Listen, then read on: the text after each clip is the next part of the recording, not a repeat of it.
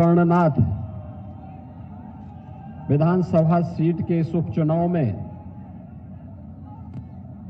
Bharatiya Janata party के सुयोग्य प्रत्याशी श्री अमन गिरी जी के पक्ष में आप सबसे अपील करने के लिए आए हुए भारतीय जनता पार्टी के कर्मठ प्रदेश अध्यक्ष माननीय चौधरी भूपेंद्र सिंह जी, प्रदेश के प्रभारी पूर्व केंद्रीय मंत्री माननीय श्री राधा मोहन सिंह जी, राष्ट्रीय उपाध्यक्ष और लोकप्रिय सांसद माननीय श्रीमती रेखा वर्मा जी, प्रदेश सरकार में मेरे वरिष्ठ सहयोगी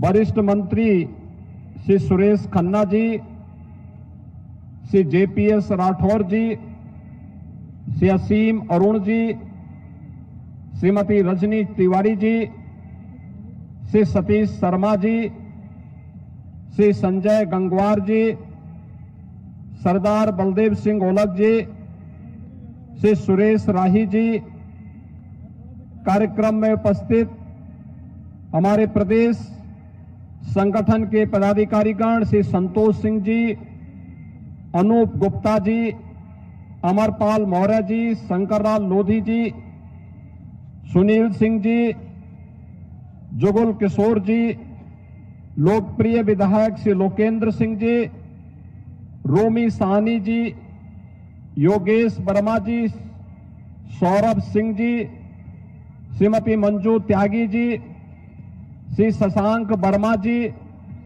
श्री विनोद शंकर अवस्थी जी, श्री सुरजनलाल वर्मा जी, श्री अवधेश मिश्रा जी, श्रीमती सुधा गिरी जी, श्री शरद अवस्थी जी, उमेश द्विवेदी जी और भारी संख्या में इस स्टेडियम में उपस्थित गोला गोकर्णनाथ विधानसभा सीट से जुड़े हुए मेरे सभी उपस्थित भाइयों बहनों, मैं सबसे पहले बाबा गोला गोकर्णनाथ की इस धरती को प्रणाम करते हुए भारतीय जनता पार्टी के वरिष्ठ नेता, आप सबके लोकप्रिय जनप्रतिनिधि रहे स्वर्गीय अरविंद गिरी जी को विनम्र श्रद्धांजलि अर्पित करता हूं। भाइयों बहनों, आज राष्ट्रीय एकता दिवस भी है। पूरा देश लौह पुरुष सरदार वल्लभ भाई पटेल जी की पावन जयंती के कार्यक्रम के साथ अनेक कार्यक्रमों को आयोजित कर रहा है। मैं स्वयं प्रातः काल लखनऊ में ही प्रातः 8:30 बजे हजारों नागरिकों, स्कूली छात्रों के साथ एक राष्ट्रीय एकता दौड़ का हिस्सा बना। रन फॉर यूनिटी आदरणीय प्रधानमंत्री जी के आह्वान पर पूरे देश के अंदर हर जनपद में आयोजन हो रहे हैं। और इसके बाद इसी माटी के लाल स्वर्गीय राम कुमार वर्मा जी ने सरदार पटेल स्मारक समिति का जो गठन करके सरदार पटेल जी की स्मृतियों को जीवंत बनाने के लिए आज से 30 वर्ष पहले जिस कार्यक्रम का शुभारंभ किया था, आयोजन समिति के द्वारा आयोजित पुष्पांजलि के कार्यक्रम के साथ भी मुझे जुड़ने का अवसर मिला। तो इस कार्यक्रम के ठीक पहले लखनऊ में दिव्यांग जनों के लिए एक T20 सरदार वल्लभ भाई पटेल T20 क्रिकेट कप के साथ उसके उद्घाटन का अवसर भी मुझे प्राप्त हुआ है।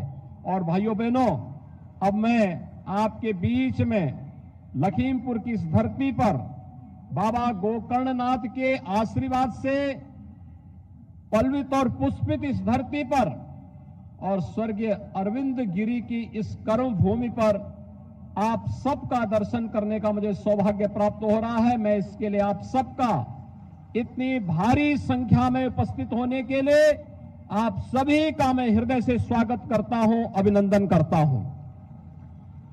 भाइयों बहनों, आप सब जानते हैं उत्तर प्रदेश और केंद्र दोनों सरकारें मिलकर के डबल इंजन का काम करती है। स्वाभाविक रूप से डबल इंजन की जब सरकार चलेगी तो कई गुना रफ्तार से योजनाओं का लाभ जनता तक पहुंचाने का कार्य भी करेगी। डबल इंजन सरकार को ताकत देने के लिए ही मैं विधानसभा चुनाव के अंदर भी आया था। आज से ठीक 8 महीने पहले याद करिए, इसी स्टेडियम में श्री अरविंद गिरी जी के लिए, रोमी साहनी जी के लिए आप सबसे अपील करने के लिए मैं आया था और उस समय मैंने कहा था कि भाइयों बहनों, अरविंद गिरी जी को, रोमी साहनी जी को, मंजू त्यागी जी को, शशांक वर्मा जी को, विनोद शंकर जी को और हमारे सभी इस जनपद के जितने भी जनप्रतिनिधि हैं, इन सबको चुनाव जिता करके भेजिए। सरकार बनेगी, आपकी भावनाओं के अनुरूप प्रदेश के अंदर हम कानून व्यवस्था की स्थिति को भी सुधार करके आपको देंगे, जो बचाव होगा उसको भी ठीक करेंगे और विकास की गति को उसी तेजी के साथ आगे बढ़ाने का काम भी करेंगे। भाइयों बहनों, आपने उस समय हमें समर्थन दिया, आप सबके प्रति मैं आभार व्यक्त करता हूं। लखीमपुर खीरी ने सभी सीटें भारतीय जनता पार्टी को चुनाव जिता करके भेजी। कहीं भी भारतीय जनता पार्टी के विजयी अभियान को बाद हमेशा बहाना करता है, षड्यंत्र करता है। आपने देखा होगा, चुनाव लखीमपुर खीरी में चल रहे हैं, बगला गोकर्णनाथ में चल रहे हैं। समाजवादी पार्टी ट्वीट पर अभी से अपनी हार के लिए बहाना ढूंढने लग गई है, अभी से ढूंढने लग गई है। अभी से कहना शुरू कर दिया उसने कि वहां पर अब पहले तो ईवीएम को दोषी ठहराते थे और अब कहने लग गए कि देखिए तो जबरदस्ती चुनाव जीता जा रहा है। भैया, चुनाव जबरदस्ती नहीं जीता जाता है, आपके मतदाताओं के आशीर्वाद से चुनाव जीता जाता है। मतदाताओं के लीडर को जो खराब करेगा वह चुनाव जीतेगा। और डबल इंजन की सरकार ने कार्य किया है। प्रधानमंत्री मोदी जी के नेतृत्व में डबल इंजन की सरकार ने आम जन की भावनाओं के अनुरूप काम किया। मैं पूछना चाहता हूं कि समाजवादी पार्टी को प्रदेश में 4 बार सरकार बनाने का अवसर प्राप्त हुआ, वादा कितनी हुआ था? 4 बार में क्या लखीमपुर खीरी को मेडिकल कॉलेज समाजवादी पार्टी ने दिया? आज तो मेडिकल कॉलेज बन रहा है ना लखीमपुर खीरी का। भाइयों बहनों, लखीमपुर खीरी का अपना मेडिकल कॉलेज होगा। मेडिकल कॉलेज लखीमपुर खीरी का बनने का मतलब उपचार के किसी को लखनऊ, दिल्ली, मुंबई नहीं जाना पड़ेगा। भाइयों बहनों, मेडिकल कॉलेज यहाँ पर बनने के साथ ही मेडिकल की पढ़ाई करने वाले यहाँ के युवाओं को यहीं पर पढ़ाई की सुविधा प्राप्त होगी और उत्तम स्वास्थ्य सेवाएं भी लखीमपुर जनपद में, लखीमपुर जनपद राज्य में प्राप्त होगी। आपका असली विदेशी कौन है? और ये बनो इसकी कसौटी और तब सामने देखने को मिलता है जब संकट आता है। इस सदी का सबसे बड़ा संकट था कोरोना महामारी। और कोरोना महामारी के दौरान आपने देखा होगा सपा गायब थी, अन्य दल गायब थे। डबल इंजन की सरकार कार्य कर रही थी और भारतीय जनता पार्टी का जनप्रतिनिधि और भारतीय जनता पार्टी का कार्यकर्ता जनता की सेवा में लगा हुआ था। और उस समय फ्री में टेस्ट, फ्री में उपचार, फ्री में वैक्सीन और डबल इंजन की सरकार है तो डबल डोज राशन की भी हर गरीब को उपलब्ध करवाने का काम सरकार कर रही थी। अब सोचिए, अगर समाजवादी पार्टी की दुर्भाग्य से सरकार होती तो ये लोग कोई घर से बाहर ही नहीं निकलता, कोई नहीं निकलता। और उल्टा अगर भारत सरकार से कोई राशन नहीं आता तो भाइयों बहनों, ये शरीर ढका जाते, एक भी भूखी कोई किसी जनता को नहीं मिलता। आज गरीबों के मकान बन रहे हैं, मैं भी देख रहा था। 1,01,500 से अधिक गरीबों के लिए लखीमपुर जनपद में प्रधानमंत्री आवास योजना में 1,01,000 से अधिक। और भाइयों बहनों, यही नहीं, 5,77,000 गरीबों के लिए शौचालय भी लखीमपुर जनपद में बने हैं। 7,000 से अधिक स्ट्रीट वेंडर को यानी पटरी व्यवसायियों को पीएम स्वनिधि योजना में बैंकों से जोड़ने का काम भी किया गया और 4,220 से अधिक मजरों में विद्युतीकरण का कार्य करने के साथ ही भाइयों बहनों 1,07,000 गरीबों को फ्री में विद्युत के कनेक्शन भी उपलब्ध करवाने का कार्य अकेले इस जनपद में हुआ है। सौभाग्य किसान सम्मान निधि में अन्नदाता किसान पहले आत्महत्या करता था। डबल इंजन की सरकार ने अन्नदाता किसानों के हितों के लिए कार्य किया। प्रधानमंत्री किसान सम्मान निधि में 6,45,000 अन्नदाता किसानों को प्रधानमंत्री किसान सम्मान निधि का लाभ अकेले आपके इस जनपद में लखीमपुर खीरी जनपद में उपलब्ध हो रहा है। हर गरीब के घर में भी रसोई गैस का चूल्हा जल सके। लगभग 5 लाख गरीबों को फ्री में रसोई गैस की जनपद के अंदर करने के कार्य। तो बेटी बचाओ बेटी पढ़ाओ का वास्तविक रूप कहीं देखना हो तो लखीमपुर खीरी के अंदर है भाइयों बहनों, जहां पर लगभग 40,000 बेटियों को मुख्यमंत्री कन्या सुमंगला योजना के माध्यम से जन्म से लेकर के स्नातक तक सरकार के द्वारा योजना का लाभ देने का कार्य किया जा रहा है। सामूहिक विवाह योजना में भी अकेले इस जनपद में 5100 बेटियों की शादी मुख्यमंत्री सामूहिक विवाह योजना के अंतर्गत संपन्न हुआ है। तो निराश्रित महिला पेंशन में लगभग 1 लाख बहनों को इस पेंशन की सुविधा का लाभ दिया जा रहा है। दिव्यांगजन पेंशन में भी 21,500 से अधिक दिव्यांगजनों को पेंशन की सुविधा का लाभ दिया जा रहा है।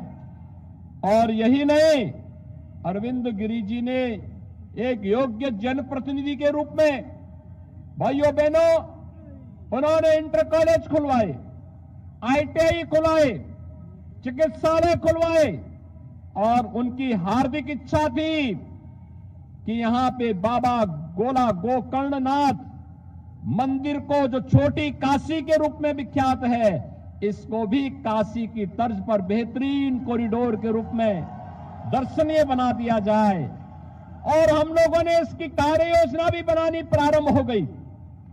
ये दुर्भाग्य है कि हमारे बीच में आज श्री अरविंद गिरी जी नहीं है, लेकिन उनके सुयोग्य पुत्र श्री अमन गिरी हमारे बीच में है, उनका प्रतिनिधित्व करने के लिए हमारे बीच में है। और भाइयों बहनों, सचमुच इस कार्यक्रम का आधारशिला रखने के लिए भी हम ही लोग आएंगे। जब यहां पर छोटी काशी को वास्तविक काशी में बदलने के लिए, काशी विश्वनाथ कॉरिडोर की तर्ज पर आगे बढ़ाने के लिए इस कार्यक्रम का शुरुआत करने के लिए फिर यहां पर आकर के वास्तविक स्वरूप इस छोटी काशी को देने का कार्य भी हम लोग करेंगे, जिससे आस्था का भी सम्मान होगा, रोजगार का भी सृजन होगा, यहां के नौजवानों को भी रोजगार मिलेगा और साथ साथ एक एक व्यवसायी का, पटरी व्यवसायी को पुनर्वास करके किसी को भी उजाड़ेंगे नहीं, लेकिन सुंदरीकरण का काम बेहतरीन तरीके से करते हुए यहां की जन आस्था का सम्मान करने का काम भी होगा। यहां की सड़कों के चौड़ीकरण के लिए हम पहले ही आदेश कर चुके हैं। यहां पर स्वर्गीय अरविंद गिरी की भावनाओं के अनुरूप गोला गोकर्णनाथ का विकास हो, इस कार्यक्रम को उसी तर्ज पर आगे बढ़ाने के लिए हम लोगों ने कार्य को आगे बढ़ाया है। और भाइयों बहनों, मैं आपको एक बार फिर आश्वासन देने के लिए आया हूं। प्रधानमंत्री मोदी जी ने एक ही मंत्र दिया पूरे देश को, सबका साथ, सबके विकास का, विकास सबका। आपने देखा होगा विकास की योजनाओं में हमने किसी की जाति, किसी का मत, किसी का मजहब, किसी का कोई भी हमने भेदभाव किसी के साथ नहीं किया, सभी को विकास की योजनाओं के साथ जोड़ा। विकास की योजनाओं में सबके साथ लेकर के, सबके विश्वास को अर्जित करते हुए इन कार्यक्रमों को आगे बढ़ाने का काम किया है। और मैं यहां के अन्नदाता किसानों को आश्वस्त करने के लिए आया हूं, आपके गन्ना मूल्य का एक एक पाई का भुगतान करवा करके ही हम लोग रहेंगे। हमने कह दिया है गन्ना विभाग को, सभी चीनी मिलों के साथ पहले से बैठक तय हो गई है और मैंने कह दिया है कि नया सत्र प्रारंभ होने के साथ ही एक एक अन्नदाता किसान का और गन्ना किसानों के गन्ना मूल्य का भुगतान भी हो जाना चाहिए। और अन्यथा अगर कहीं किसी ने कोताही बरतने का काम किया तो फिर याद रखना हमारी जेलें भी इंतजार करती हैं उन लोगों की, जो लोगों का जो हमारे अन्नदाता किसानों के भावनाओं के विरुद्ध कार्य करती हैं। हमारी जेलें इंतजार करती है उन भ्रष्टाचारियों का जो हमारे युवाओं के जीवन के साथ खिलवाड़ करते हैं। और आपने देखा होगा सरकार इस मामले में भ्रष्टाचार और भ्रष्टाचारियों के प्रति, अपराध और अपराधियों के प्रति जीरो टॉलरेंस की अपनी नीति के तहत कार्य कर रही है। आज आप देख रहे होंगे बड़े बड़े माफिया और अपराधी जो प्रदेश के अंदर सीना तान करके चलते थे, गरीबों की संपत्तियों पर कब्जा करते थे, किसानों को उजाड़ते थे, हर पूरी व्यवस्था को बंधक बना करके चलते थे, आज दुम दबा करके गिड़गिड़ाते हुए दिखाई दे रहे हैं। पूरे प्रदेश के अंदर आप देख सकते हैं, पूरब में जाइए, पश्चिम में जाइए, ये वही माफिया हैं जो 5 वर्ष पहले तक जिनकी तूती बोलती थी, आज कैसे गिड़गिड़ा रहे हैं। ऐसे लगता है जैसे भीगी बिल्ली जैसे दिखते हैं, दुम दबा करके चल रहे हैं। और इन माफियाओं के साथ यही व्यवहार होना चाहिए, नहीं तो ये आम जन का जीना हराम कर देंगे, बहन बेटियों की सुरक्षा में सेंध लगा डालेंगे, गरीबों की संपत्तियों पर कब्जा कर देंगे और किसी भी शरीफ व्यक्ति को जीने के अधिकार को छीनने का प्रयास करेंगे। लेकिन हमने तय किया है जो किसी गरीब का, किसी कमजोर का, किसी निरीह का, किसी बहन बेटी के लिए संकट बनेगा, सरकार उसके जीवन के लिए संकट बन जाएगी। और इसलिए भाइयों बहनों, आज मैं आपसे आश्वस्त करने के लिए आया हूं, ये गोला गोकर्णनाथ हम लोगों के लिए बहुत महत्वपूर्ण सीट है, स्वर्गीय अरविंद गिरी की विरासत है। यहां के विकास के जिस खाके को उन्होंने देखा था उसकी शुरुआत होती, इससे पहले ही वह अस्त हो गया। मैं जब आया था फरवरी महीने में यहां पर, उस समय भी मेरे साथ यहां पर श्री अरविंद गिरी जी थे, श्री रोमी साहनी जी थे, हमारे यहां के जनप्रतिनिधिगण थे। और उस समय बात तय हुई थी कि विकास का एक खाका इस रूप में आगे बढ़ेगा, उस पर कार्य भी बनी थी। आपने देखा होगा कि मृत्यु के 3 दिन पहले बाबा गोला गोकर्णनाथ का सर्वे करने के लिए लखनऊ से टीम भी आई थी, लेकिन वह सपना अधूरा रह गया है, उस सपने को साकार करना है। और संजोग से हमारे बीच में, सौभाग्य से भारतीय जनता पार्टी ने श्री अमन गिरी को अपने प्रत्याशी के रूप में आपके बीच में भेजा है। भारतीय जनता पार्टी का सुयोग्य प्रत्याशी, युवा प्रत्याशी, अपने पिता के विकास के इस अभियान को, सबका साथ और सबके विकास के प्रधानमंत्री मोदी जी के मंत्र को अंगीकार करने वाले, अपने भावनाओं को साथ में लेकर के वे चलने के लिए पूरी तत्परता के साथ कार्य करने के लिए आए हैं। और इसलिए भाइयों बहनों, आज मैं आप सबसे अपील करने के लिए आया हूं। मैं जानता हूं आप सबकी भावनाएं स्वर्गीय अरविंद गिरी के साथ हैं और आप उन्हें वोट देंगे, लेकिन हमें रिकॉर्ड मात्रा में श्री अमन गिरी की जीत की गारंटी चाहिए, क्योंकि एक सामान्य जीत होती है, लेकिन भाइयों बहनों इतनी मजबूत जीत होनी चाहिए, इतनी मजबूत जीत होनी चाहिए। जब मैं श्री अरविंद गिरी को श्रद्धांजलि देने के लिए आया था, उस समय मैं देख रहा था, उस समय हर चेहरे से एक आवाज आ रही थी, और आवाज थी कि अमन गिरी यहां से चुनाव लड़े और यहां की जनता हाथों हाथ उन्हें चुनाव जिता करके भेजेगी। और मैं आप सबसे आह्वान करूंगा, विकास के लिए, आने वाली पीढ़ी के मंगल भविष्य के लिए, अपने वर्तमान को संवारने के लिए और भविष्य की उज्जवल योजना के लिए विकास को हम प्राथमिकता दें। बिना भेदभाव के विकास की योजना का लाभ सर्वोच्च सबको मिले, सबके पास जाना चाहिए। और इसके लिए सुयोग्य प्रत्याशी जब लगेंगे तभी ये काम हो पाएगा। और उसी भाव के साथ आज मैं आपके बीच आया हूं। हमारे प्रदेश अध्यक्ष जी आए हैं, प्रदेश प्रभारी जी आए हैं, सुरेश खन्ना जी के नेतृत्व में यहां पर मंत्रियों की एक टीम आपके बीच में आह्वान करने के लिए आई है। हमारे सबसे वयोवृद्ध युवा विधायक हैं, मंत्री हैं खन्ना जी, और 9 बार विधायक रह चुके हैं शाहजहांपुर से, 9 बार।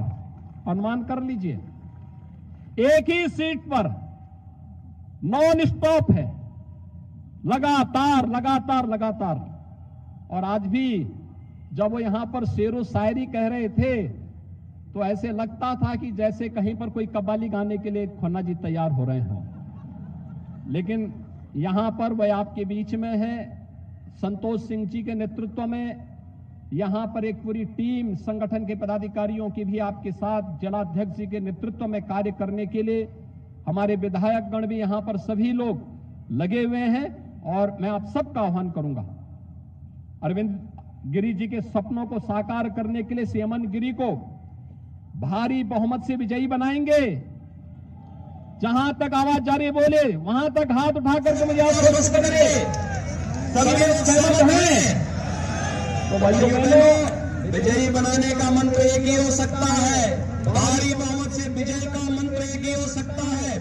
और उसका सूत्र है कि अब से लेकर के चुनाव प्रचार बंद होगा। 1 नवंबर को सायंकाल 5 बजे तक हम घर घर जाकर के अमनगिरी बनकर के एक मतदाता को मेरी ओर से उन्हें मतदान करने के लिए अपील करने के लिए बोलेंगे। मतदान का प्रतिशत बढ़ाएंगे ना, हर व्यक्ति मतदान स्थल पर समय पे जाएगा ना। पहले मतदान और फिर जलपान। एक मतदाता मतदान करने के लिए जाए। उपचुनाव में लोग लापरवाही कर देते हैं और लापरवाही इस बात की कर देते हैं कि मान के चलते कि अगर मैं मतदान नहीं करूंगा तो इससे क्या होगा। भाइयों बहनों, उसी से सब बिगड़ता है। इसलिए पहला काम मतदान का। और 3 नवंबर को जब चुनाव होंगे सायकाल तक मेरे पास आना चाहिए कि रिकॉर्ड मात्रा में वोटिंग गोला गोकर्णनाथ में पड़ा है। ये तय करेंगे, सभी लोग तय करेंगे, भारी बहुमत से विजयी बनाएंगे। अगर आप इस काम को करेंगे तो भाइयों बहनों, चुनाव के बाद फिर से मैं यहाँ पर आकर के बाबा गोकर्णनाथ का दर्शन करने के लिए आकर के यहाँ के सपनों को साकार करने के लिए मौके मिलेंगे। आप सबके साथ मिलेंगे। भारत माता की जय, भारत माता की जय, भारत माता की जय। धन्यवाद पूज्य मुख्यमंत्री जी। इस रैली की समाप्ति के लिए आज सूजन लाल जी से आग्रह करूंगा हमें यहाँ समाप्ति घोषणा करें।